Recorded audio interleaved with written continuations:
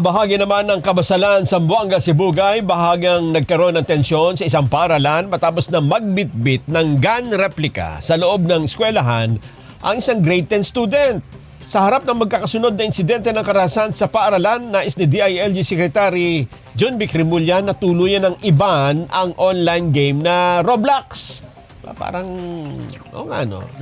Ito yung sinasabi natin. Mar Gabriel, balita. Ayaw pong palabasin, nagkakagulo na dami. Pasado alas 8 ng umaga nang mapasugod ang mga magulang na ito sa gate ng Francisco Ramos National High School sa Kabasalan, Zamboanga, Sibugay. Isang estudyante raw kasi ang nagbitbit ng baril sa loob ng paaralan at nagbiro sa kanyang mga kaklase. Agad namang rumesponde ang mga tauhan ng Kabasalan Municipal Police Station at inabutan nila ang isang grade 10 student sa loob ng principal's office. Pinunta namin yung opisina, sir. Nakita ko yung bata, medyo nanginginig siya. Isang grade 9 student.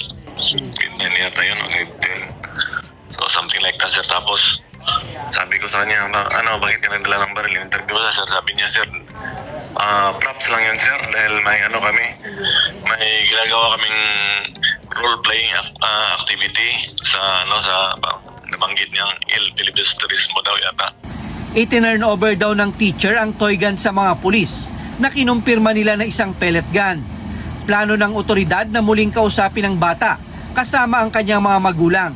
Yung awareness naman ng public ngayon, lalo na sa mga school is alert na talaga sila kasi ayaw natin mangyari yung mga nangyari sa sa ibang school.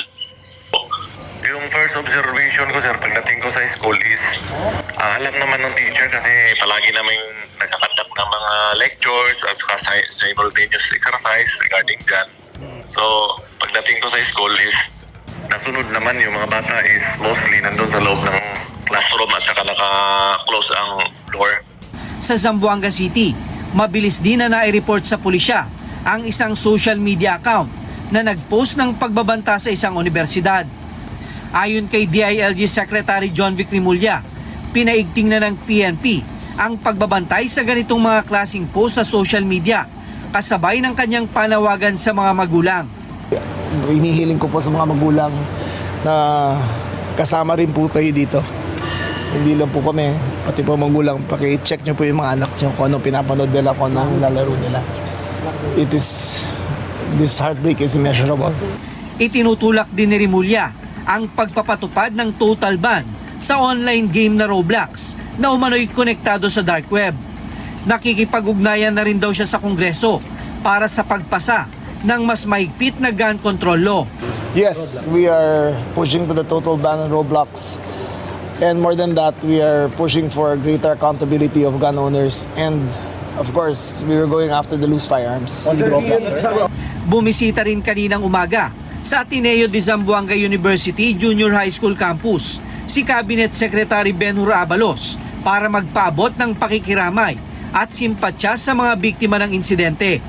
Bagaman hinihintay pa nila ang resulta ng investigasyon, naniniwala ang kalihim na panahon na para magkaroon ng mas mahigpit na regulasyon sa paggamit ng social media, lalo na sa mga minor de edad.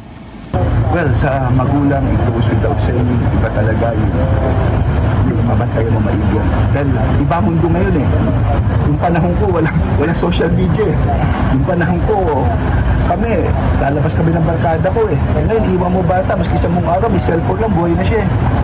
Diba? So, it breeds low level of confidence, self-esteem, kung ano yung mga likes, ano yung ganun eh. Minsan, yung mga kaibigan niya, sinasabi niya ng problema, depende na lang doon sa nakikita na nababasa niya eh. So, iba yung generational problems, bawat generasyon may kanya-kanyang problema at bawat solusyon, bawat ay may kanya-kanyang hamon. So, dapat talaga nag-a-adjust tayo rito. And I think government should start in by providing the regulation that's needed. Mar Gabriel para sa 100% Balita.